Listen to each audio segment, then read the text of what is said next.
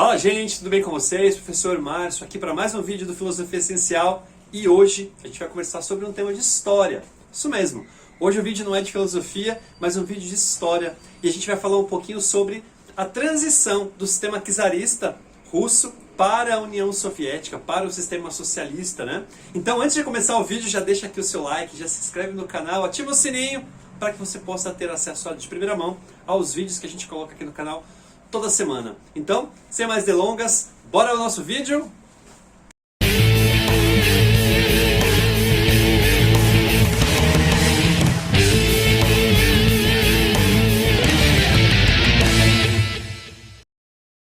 Bora lá então para a gente entender como é que se deu essa passagem do sistema czarista russo para a União Soviética. Bom, para a gente começar a nossa conversa, é importante entender, pessoal, que a Rússia ela não foi um país que se desenvolveu rapidamente na questão industrial. Ela vivia ainda no século XIX sobre um sistema econômico bastante, digamos assim, arcaico, né? Eles viviam ainda num sistema feudalista, com uma questão agrária ainda de servidão muito forte. Ou seja, os povos, as pessoas não tinham ainda propriedade sobre suas terras, elas trabalhavam ainda como servos, como empregados, como quase que escravos dos grandes senhores feudais, e isso complicava demais, né, a sua sobrevivência. Viviam numa questão de pobreza muito grande, viviam aí sob o domínio, né, dos czares que eram muito poderosos e inclusive muito ricos, né, a nobreza muito rica, enquanto a população ainda vivia numa condição extremamente precária. Então é nesse momento que começa a acontecer um processo de industrialização na Rússia, com influência especialmente da Alemanha e da Bélgica, e obviamente em todo o processo de industrialização o desemprego começa a aumentar, e aí você tem dois grandes polos, né, de discussão aí. A pobreza que já acontecia das classes feudais e dessas pessoas desempregadas no processo de industrialização.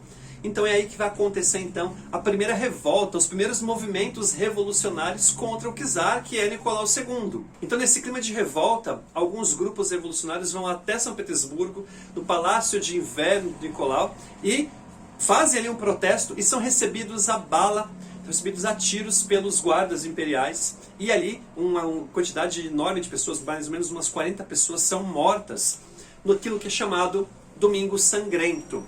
Esse clima de revolta começa a tomar conta de toda a Rússia nesse momento, até porque a Rússia também estava perdendo muitos soldados, muita gente estava morrendo na guerra contra o Japão, que está acontecendo nesse exato momento do outro lado do continente praticamente, né? Porque a Rússia tem essa extensão continental. Então, grande pobreza, desemprego por todos os lados, os soldados morrendo, defendendo a Rússia contra os japoneses e o czar fazendo ali as suas festas, cuidando ali do seu núcleo de, digamos assim, de poder, e o povo totalmente desamparado.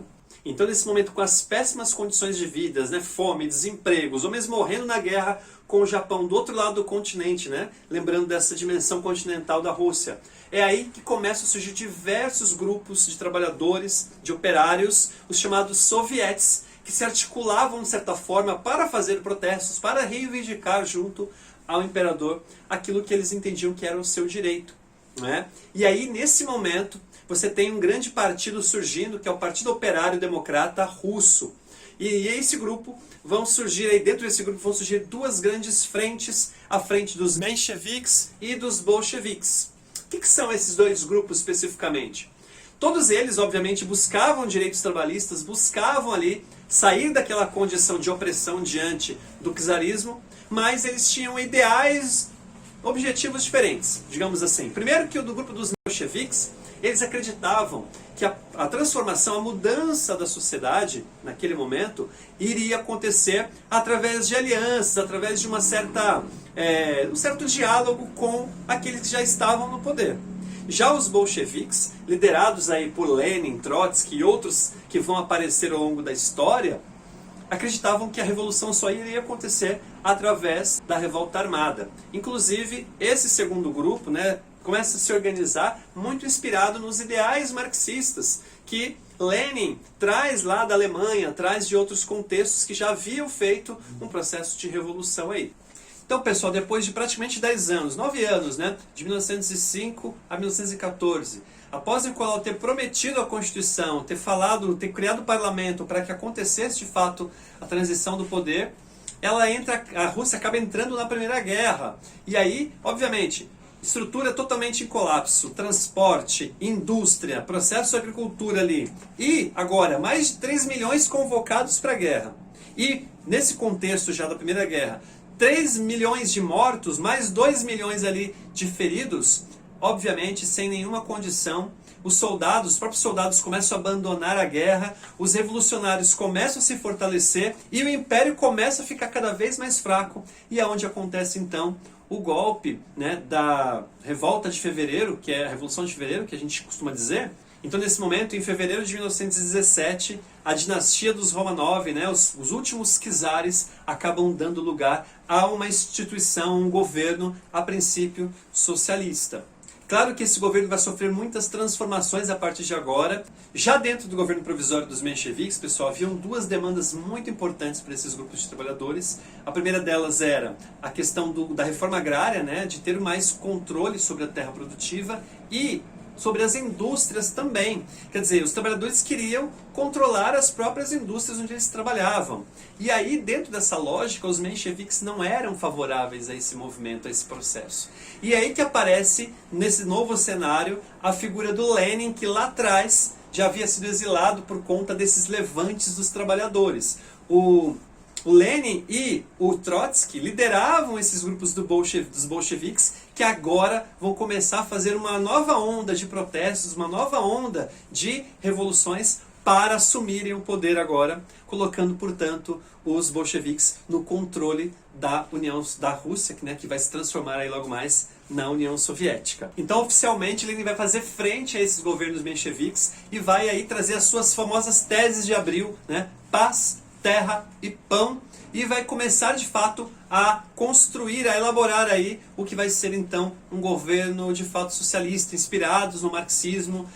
Então, como eu falei lá atrás, pessoal, Lenin ele foi responsável por organizar vários grupos de revoltosos, né, de lideranças ali, chamados sovietes. E nesse momento, no poder já, ele vai organizar ali o Conselho de Comissariado do Povo. E, obviamente, uma das primeiras ações de Lenin no governo, junto ali com seus conselheiros, né, o próprio Trotsky e o Stalin, que já está ali presente, apoiando tudo aquilo que Lenin tinha como proposta. Então, a primeira coisa que Lenin vai fazer, pessoal, é retirar as tropas da Rússia da guerra, né, que estão morrendo aos montes. Ele vai fazer aquela tão esperada reforma agrária e a redistribuição de terras para os agricultores, para terem ali fontes de sobrevivência, e algo que foi muito importante e que vai gerar também vários conflitos entre aquelas classes mais abastadas, as mais ricas, e a população mais pobre, que é o fato de ele estatizar as indústrias da Rússia nesse momento.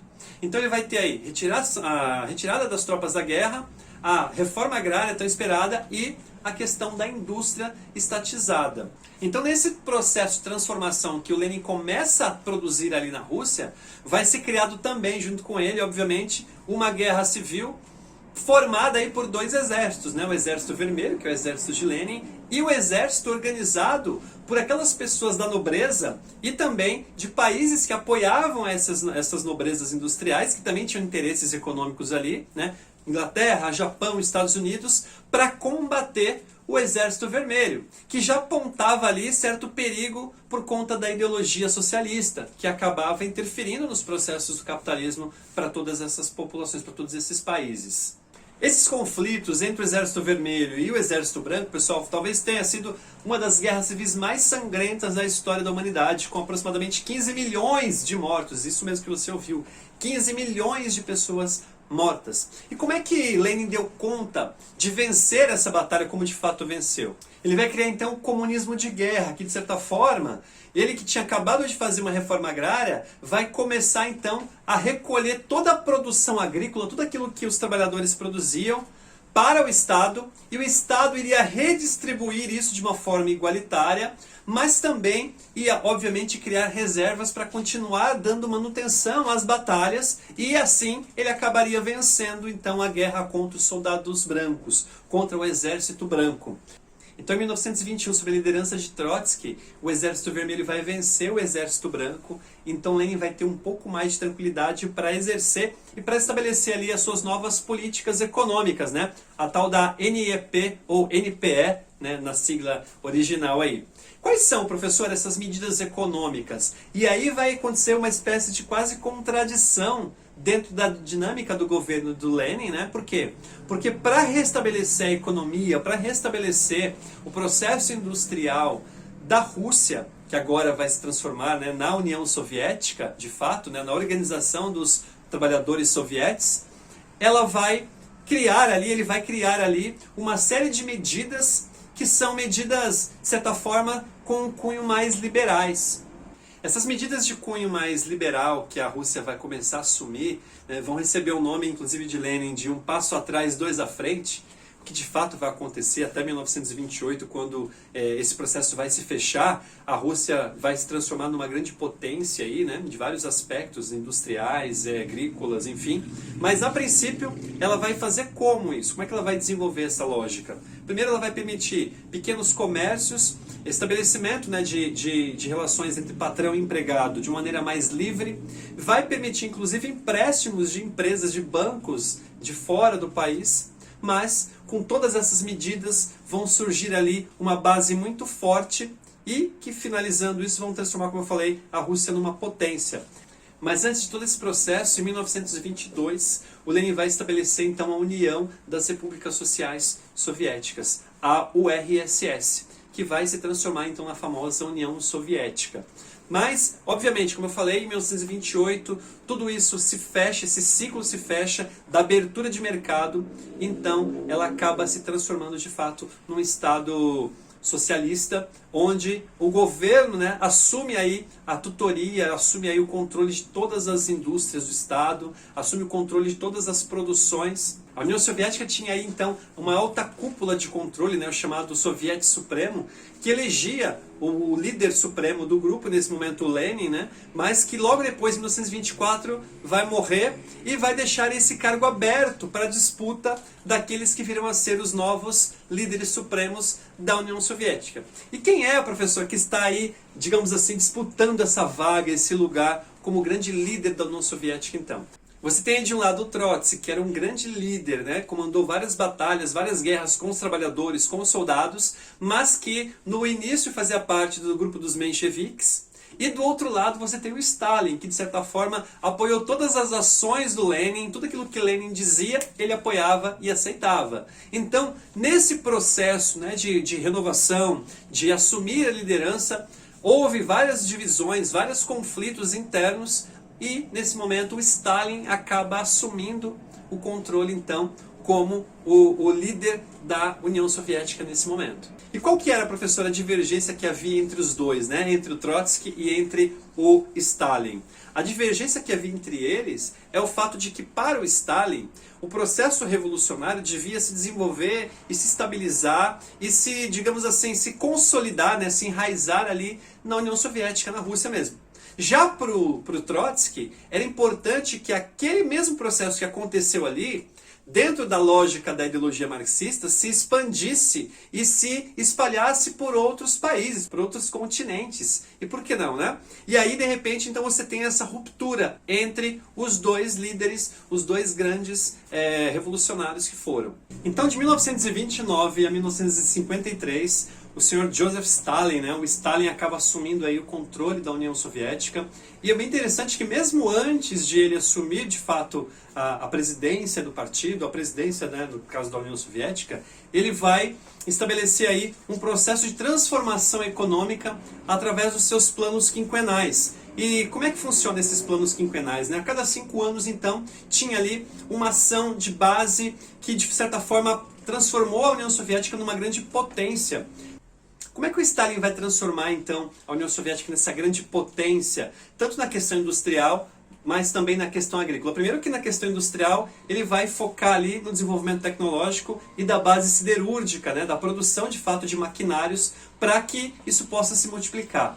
Em segundo, ele vai transformar pequenas e médias propriedades privadas em propriedades estatais disponíveis, portanto, para a produção. E é importante ressaltar que essa produção, em grande parte, ela vai ser, na verdade, para exportação. Ou seja, grande parte da população vai continuar vivendo com o básico, com aquilo que é essencial, e muita gente, inclusive na linha da pobreza, enquanto grande parte da produção vai ser mandada para outros países. É aí que vai crescer, de fato, a riqueza da União Soviética nesse momento. Em 1933, o Stalin vai dar início ao segundo plano quinquenal, focando aí no desenvolvimento urbano da cidade, né? Ele vai criar os metrôs, ele vai criar, então, as ferrovias, até para estabelecer conexão com outras cidades, para transportar matéria-prima, para poder cada vez mais investir nesse desenvolvimento. Então é quase que uma bola de neve que ele vai transformando.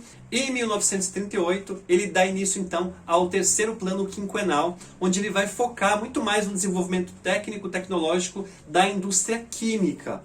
Na mesma medida que crescia esse desenvolvimento técnico, tecnológico, industrial e agrícola da União Soviética, crescia também o poder de Stalin, né? Ele vai concentrando cada vez mais o poder nas suas mãos, inclusive durante o período da Segunda Guerra Mundial, que a princípio poderia se pensar que ela perderia força, né, com todo o processo das batalhas das guerras. Mas pelo contrário, nesse momento pós-Segunda Guerra, o que Stalin vai fazer? Ele vai começar a concentrar cada vez mais o poder nas suas mãos e, na mesma medida, ele vai criando antipatias, ali, inimizades com lideranças do próprio partido. E aí ele vai começar a estabelecer uma perseguição a outros líderes. Inclusive é nesse momento que, em 1940, ele consegue matar, assassinado, um dos seus opositores lá do início, que era o Trotsky, assim como muitos outros que divergiam do seu pensamento. Grande parte desses outros líderes ou dessas outras pessoas que acabaram divergindo do pensamento do stalinismo nesse momento, são mandadas lá para a Sibéria, para campos de trabalho. Muitos dizem que, inclusive, um pouco diferente do nazismo, dos campos de concentração, que eram campos de fato de extermínio, nesses campos de trabalho, para onde eram mandados não só presos de guerra, eram também mandados para o trabalho forçado até a morte, esses opositores ao sistema, né, ao modelo de governo de Stalin. Então é algo que tem que ser ressaltado também, porque por muito tempo na própria União Soviética muitas pessoas nem sabiam da existência desses campos de trabalho. E é onde essas pessoas, inclusive, quando ficavam sabendo, eram também denunciadas como traidores e eram enviadas para esses mesmos campos de trabalho. Em 1953, então, Stalin acaba morrendo e quem assume o comando do partido, quem assume, né, a sua função ali, é um outro camarada chamado Nikita Khrushchev. O Khrushchev, ele apresenta um relatório ao partido mostrando todas as atrocidades produzidas pelo Stalin, assim como um grande ditador, né, aos moldes de Hitler, produzindo mal a muitas pessoas. Esse mesmo cara, o Khrushchev, ele vai abrir o mercado para o comércio, para outras possibilidades, para outros países, o que vai então fazer com que ainda mais a Rússia, nesse caso a União Soviética, se desenvolva, cresça e produzindo então uma certa segurança financeira para outra parte da população que ainda não tinha se beneficiado disso.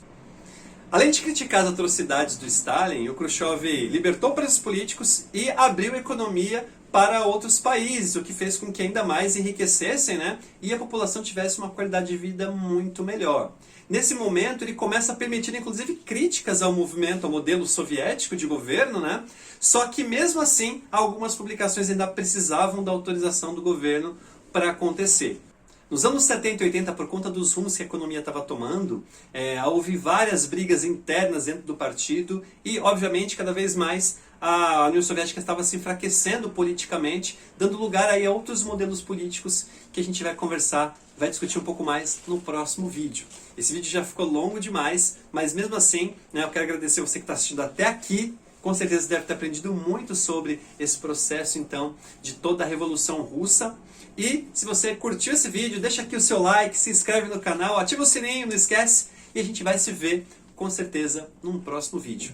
Um grande abraço e até mais. Tchau, tchau.